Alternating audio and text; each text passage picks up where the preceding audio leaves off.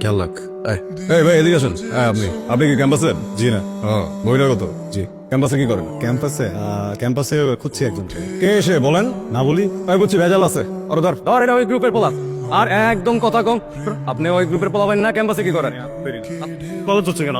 আমার ছাড়েন ছাড়ো, তুমি তোমার গাড়িটা ছাড়ালো সব ইয়া ক্যাম্পে গিয়ে। Hi, hi. তুই চিনিস ওনাকে? হ্যাঁ চিনি তো, আমার ফ্রেন্ড। ভাই আপনি নীলার ফ্রেন্ড, এই কথাটা আগে বলবেন না? সরি, আমার শুরু হয়েছে। হাই, আমি নীলার ফ্রেন্ড আবির। হাই, আমি রুবেল।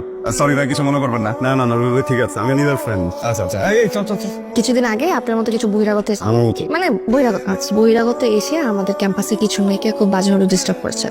এরপর থেকে বহিরাগত ঢোকা একদম নেশা। ঠিক আছে, কিন্তু আপনি এখানে কেন? আমার সাথে দেখা করতে আসছেন? আমি না না, আমি তো যে ক্যাম্পাসে আসছিলাম, একটা কাজ ছিল আপনাদের প্রফেসর সাথে করতে। ও আচ্ছা, কোন ডিপার্টমেন্টের? Document English. Mamun, mister Mamun, professor Mamun sir. English department. জি। Professor Mamun. Professor Mamun. Okay, তো চলেন আপনাকে ডিপার্টমেন্ট পর্যন্ত নিয়ে যাই। চিনেন তো? আমি নিয়ে যাই, চল। তুই যাবেন? যাবে না তো? কেন? উনি আসবেন এখানে। এখানে আসবে আপনার সাথে দেখা করতে? ঠিক আছে, না আসা পর্যন্ত আমি আপনার সাথে থাকি। আপনি যাবেন? ভালো, তো উনি আসবেন না। তাহলে আসবে না কেন? না, উনি আসবেন কিভাবে? দেখা করে ফেলছি তো অলরেডি, দেখা হয়ে গেছে। ও মা, আপনি মাত্র না বললেন উনি আসবে। মাত্র এটা বলছি আমি। হ্যাঁ। ও বাহ, তাহলে মনে হয় যে মিস্টার রুবেল আপনার ফ্রেন্ড, উনি কলার ধরেছিল তো, সবকিছু মিলে আমি একটু পাজল হয়ে আছে, এই জন্য তো বলে ফেলছি। দেখা শেষ। দেখা হয়ে এসেছি। আপনাকে মনে হয় সেদিন বলি নাই না? কি? আমি ইংলিশ ডিপার্টমেন্টের। Shit, wow, literature, great. আমাদের ডিপার্টমেন্টে মামুন নামে তো কোনো স্যার। ভুল করে ফেলছি, এটা তো ক্যাম্পাসই না, অন্য ইউনিভার্সিটিতে চলে আসছি। যান তাহলে আপনার সঠিক ইউনিভার্সিটিতে। না, যাবো না তো, মন খারাপ হইলো না, ভুল করছি। ঠিক আছে থাকেন, আমি যাই, আমার ক্লাস শেষ। আপনি বাসে যাবেন এখন? হ্যাঁ আমার তো ক্লাস শেষ, আমি বাসায় যাবো। আমি ড্রপ করতে পারি, বাইক আছে। না থাক, আপনি যদি আবার রাস্তা ভুলে যান তাহলে তো বিপদ। আপনি আপনার বাসা চেনেন না? আমি তো চিনি। চলেন। হ্যালো, সালামালাইকুম। হ্যালো, হাই, নীলা বলছি। হাই, আপনি আমার নাম্বার পেলেন কোথায়? কি এই যুগে কারোর নাম্বার জোগাড় করে কোনো ব্যাপার? একদমই ব্যাপার না। ঠিক। তারপর আপনার বাইক ঠিক হলো? হ্যাঁ, বাইকটা ঠিক হয়ে গেছে। বাহ, বেশ ভালো। কিন্তু আফসোস আপনার বাইকে ঠিক মতো চড়তেই পারলাম না। দেখেন, আফসোসের তো কিছু নেই, চলেন একদিন বের হই। আপনি কবে ফ্রি আছেন? না থাক। এখন যদি বলেন না থাক, তাহলে তো এটা কখনোই হবে না, তাই না? বলেন কবে ফ্রি আছেন, চলেন একসাথে বেরোই। আমি আপনাকে প্রমিস করছি বাইক নষ্ট হবে না। আমি আপনাকে প্রমিস করছি আমি খুব ভালোভাবে রাইড করবো, বিকজ আমি গুড রাইডার। এন্ড আমি আপনাকে এমন কিছু জায়গা দেখাবো যেটা আপনি কখনো দেখেননি। ওকে ওকে, এত করে যেহেতু বলছেন তাহলে নেক্সট ফ্রাইডেতে। ওকে, ডান। ওকে, রাখছি তাহলে, bye. Excuse me, hi. Hi. আসবো? আসুন। Thank you. আপনি এই অবস্থায় এখানে? আমি জানতে পারলাম যে আপনি বাচ্চাদের ক্লাস নেন, তো ভাবলাম যে অনেক বাচ্চারা থাকবে, ওদের সামনে একটু ছোট হয়ে আসি, তাহলে সবাই একটু কমফোর্টেবল ফিল করবে। এসে দেখি যে সবাই চলে গেছে অলরেডি। শর্ট পড়লে ছোট হয়ে যায়। আচ্ছা যাক গিয়ে, আপনি জানেন কিভাবে যাবে এখানে গান শেখাই? 2024 এই যুগে তো সবাই চাইলেই যে কোনো কিছু জানতে পারে, তাই না? তা আমার পেছনে গোয়েন্দা লাগানোর কারণ? খুব ইম্পর্টেন্ট একটা কারণ, খুবই ইম্পর্টেন্ট। আমি আপনাকে আমার পছন্দের জায়গায় নিয়ে যেতে চাই, যাবেন? এখন? আপনি বাসে জাম্পে এসে রেস্ট নেন, দেন রেডি হয়ে রাতে বেরোই। রাতের বেলা? বেশি রাতে, একটু যাবেন? ওকে, থ্যাংক ইউ। চলেন বেরোই। sure. বলেন কি বলবেন? নীলা, আই লাভ ইউ।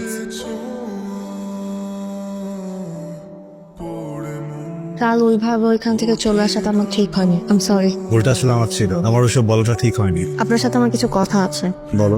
সরি, বলুন। এর আগেও আমার সাথে আরো অনেকেই সম্পর্কে জড়াতে চেয়েছে, কিন্তু কিন্তু সবাই মাঝপথে এসে থেমে যায়। কেন? খুব ছোটবেলায় আমার একটা অ্যাক্সিডেন্ট হয়েছিল।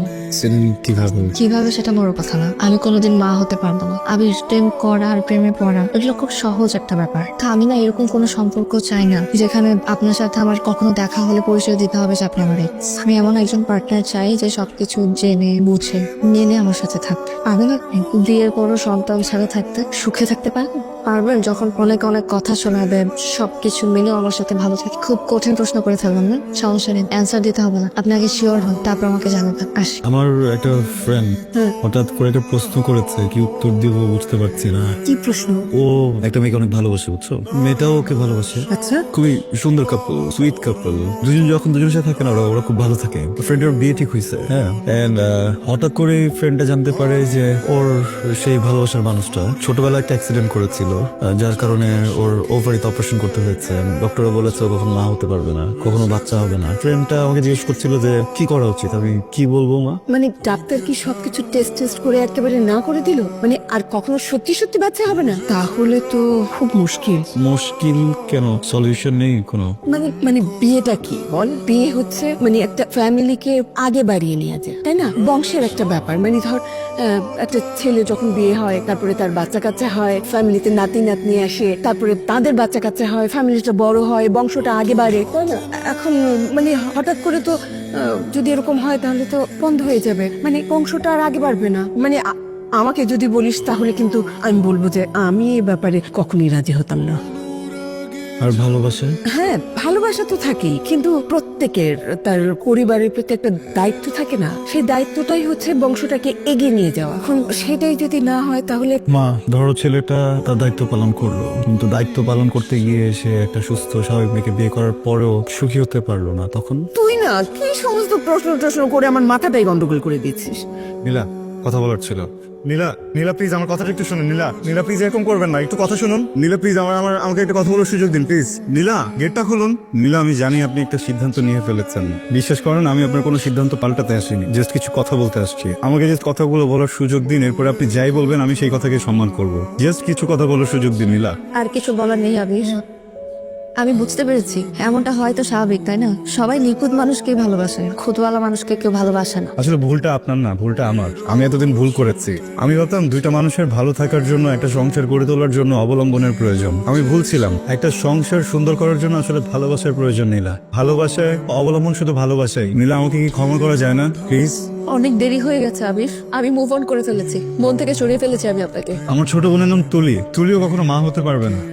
মানে 4 বছর হয়েছে তুলিকে আমরা বিয়ে দিয়েছি ওর পছন্দের ছেলের সাথে। সবচেয়ে বাজে ব্যাপার কি জানেন? যে ছেলেটাকে ও ভালোবেসে বিয়ে করেছে, ওর ভালোবাসার মানুষটাও ইদানিং ওর সাথে অনেক খারাপ আচরণ করে। ওগুলো কোনো কিছু নিতে না পেরে ও সবকিছু ছেড়ে বাড়িতে চলে এসেছে। আমার জীবনে একই ঘটনা যখন দ্বিতীয়বার দেখেছি, আমি কেন যেন সহ্য করতে পারছিলাম না নীলা, ভয় পাচ্ছিলাম। কিন্তু এখন আমি বুঝতে পারছি আমার ভিতরে যে ভয়টা ছিল, ওই ভয়টা এখন আর নেই। প্লিজ আমার কথাগুলো একটু বোঝার চেষ্টা করুন। এখন কি করোনা করছেন? প্রায়শ্চিত্ত করতে এসেছি।